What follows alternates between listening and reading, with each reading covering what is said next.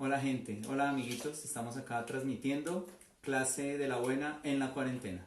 Es importante que hoy hablemos sobre los estados de excepción. Vamos a explicar un poco este concepto, por eso vamos a empezar desmenuzando cada una de las palabras que lo componen. Ya sabemos todos qué es estado.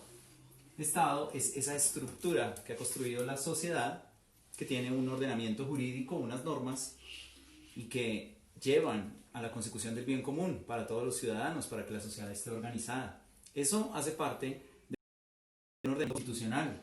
Está allí en unos libros donde todas las normas están bien explicadas y todos los ciudadanos se sujetan a ese ordenamiento. Ese ordenamiento es el que distribuye los poderes para que no haya un control absoluto en una sola persona en tres ramas que hemos conocido desde que somos pequeños en el colegio, si hemos tenido buenas clases de sociales: el poder judicial, el poder legislativo y el poder ejecutivo, que es en quien hoy quiero centrar mi clase, porque los estados de excepción tienen como protagonistas al poder ejecutivo, que, si no te acordabas, están conformados en Colombia por la presidente, el alcalde, el gobernador y los gobernadores. Quizás son los que menos estudiamos y de los que menos estamos pendientes en las noticias, porque con el centralismo que acostumbra nuestro país, solo nos importa presidente y alcalde, pero los gobernadores son muy importantes a nivel regional. Ve y pregunta tú en los departamentos y conocen mucho más al gobernador que a los otros miembros de la rama ejecutiva. Independiente de todo eso, en ello se basa nuestra clase del día de hoy, porque esto que ves aquí en el tablero es lo que llama el politólogo Carl Schmitt en su libro La dictadura, un proceso de normalidad. Carl Schmitt, recuerda que él perteneció al partido nazi y después lo expulsaron de allí.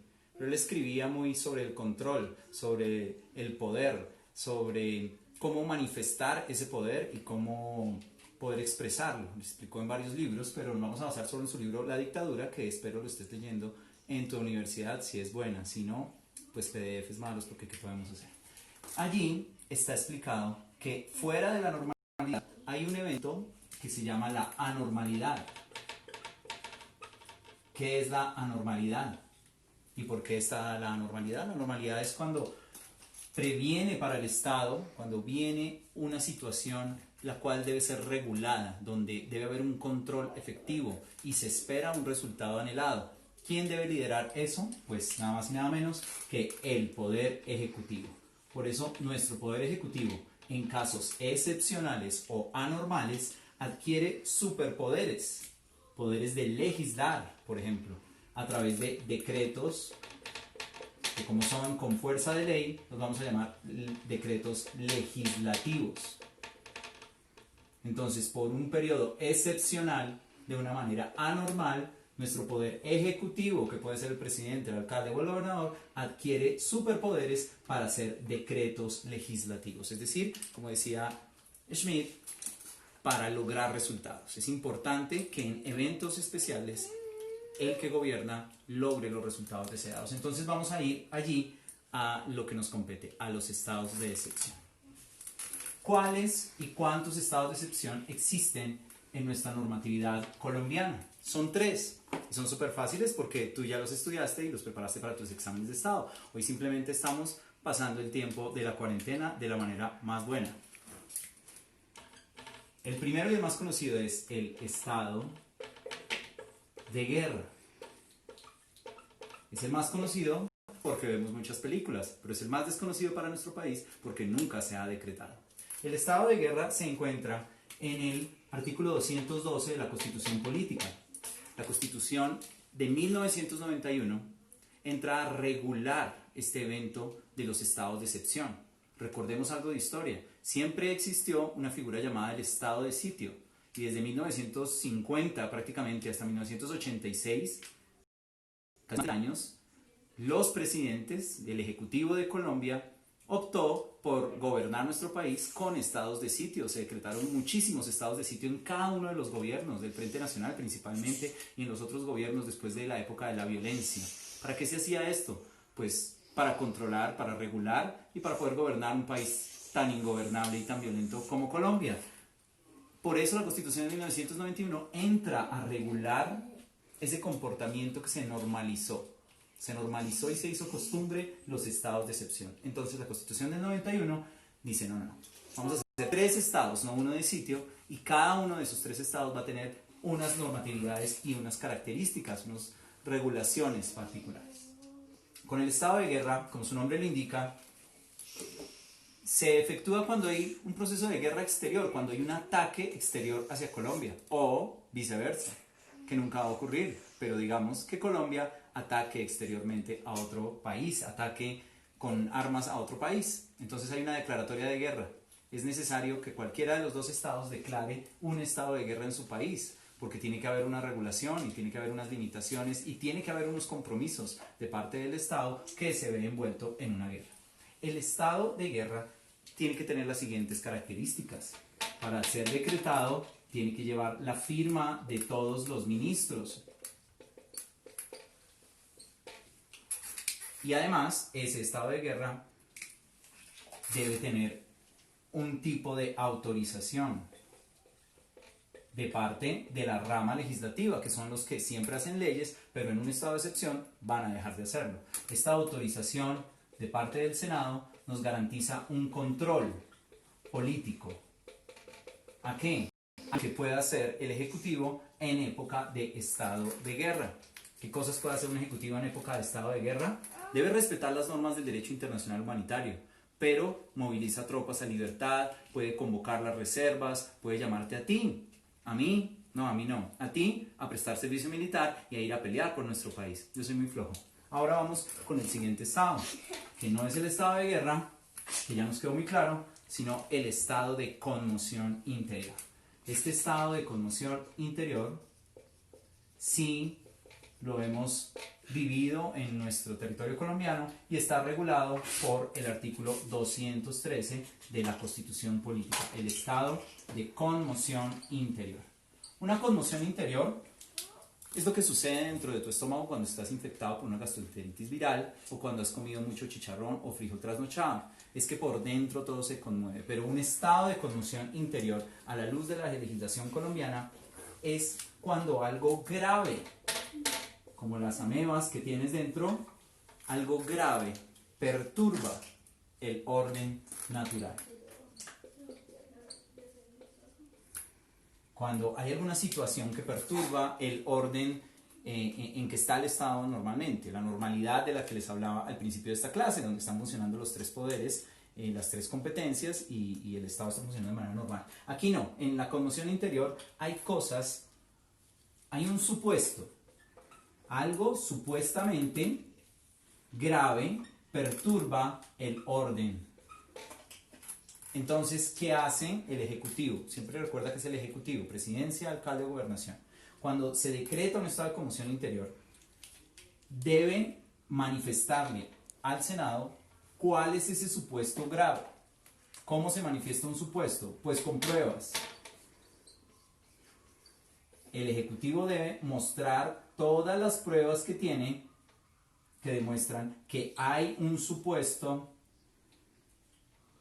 una supuesta perturbación del orden constitucional o del orden normal, del orden social, del orden del funcionamiento del Estado. Hay que comprobarlo. ¿Y ante quién lo comprueba? Pues ante el Congreso. Y cuando lo ha comprobado, entonces, cuando comprueba que es grave la perturbación, sale adelante un estado de conmoción interior. Ustedes estarán pensando qué pruebas puede aportar el Ejecutivo. No son muchas, simplemente también lo dice la legislación, con que la Policía Nacional no pueda colaborar con el orden, no pueda efectuar el orden, que es a lo que está llamado la fuerza pública. Si tiene como comprobar el presidente que la policía no puede ayudarle a controlar, entonces eso ya es un supuesto de grave perturbación del orden nacional. Si la policía no puede, imagínate, entonces toca con el ejército, toca con otras normas, con otras medidas. Por eso Colombia sí ha vivido la conmoción interior. Básicamente, así era que vivíamos antes de la Constitución del 91 por mucho tiempo, pero se llamaba estado de sitio. El estado de conmoción interior también debe ser aprobado por el Congreso de Colombia. Vamos con el último de los 3, que tiene una temática bastante aburrida, bastante floja para un viernes, pero como estamos encerrados, pues nos toca. Y además es en el que nos encontramos actualmente. El popular estado de emergencia. Hoy te encuentras encerrado en casa también en el marco de un estado de emergencia. ¿El estado de emergencia qué es? El estado de emergencia es una situación, como lo dice la Constitución, que tiene unos aspectos sociales. El detonante de un estado de emergencia es que hay una grave situación o perturbación de tipo social, como lo estamos viviendo en estos momentos. No podemos hacer nuestra vida social normal, no podemos salir como lo hacemos todos los viernes. Cuando asimismo hay una grave situación ecológica. De esto no vamos a hablar porque todos saben que es una grave situación ecológica. Hemos visto en noticias graves situaciones ecológicas, pero por ninguna de ellas se ha decretado un estado de emergencia. También cuando hay una grave situación de orden público, una purga en la calle que no deja vivir en paz, o aquellos personajes que se meten a los conjuntos, al de allí, al de aquí, al de allá, como aquella noche.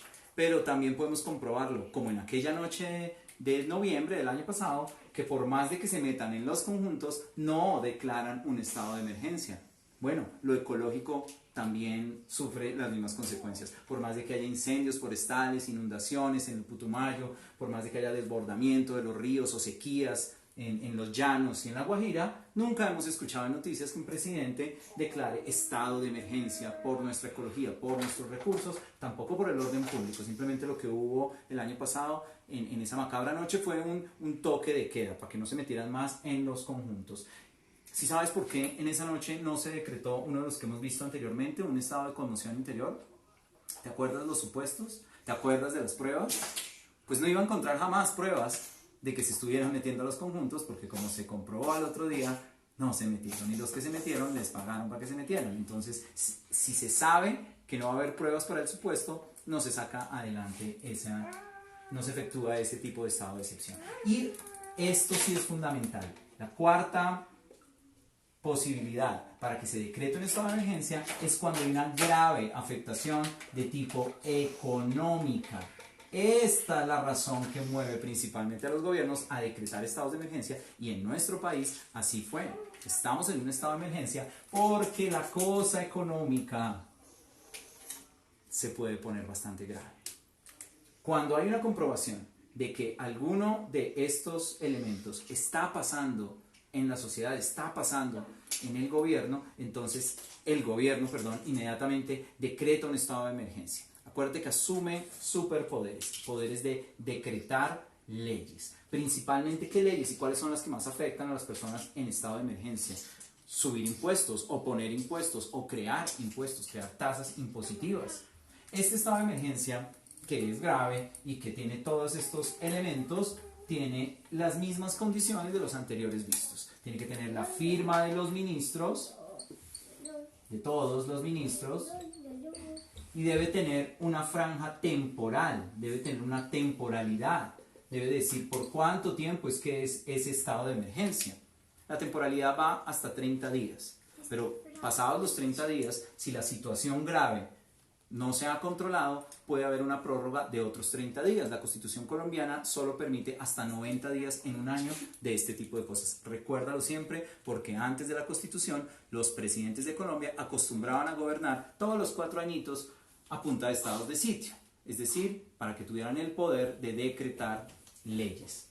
Las facultades de este poder ahora, con la Constitución del 91, son más restringidas.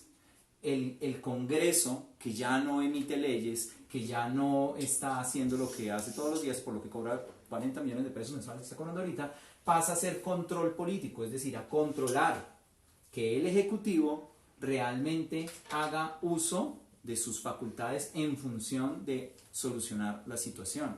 Entonces, sí, los decretos del presidente son absolutos en este tiempo y están por encima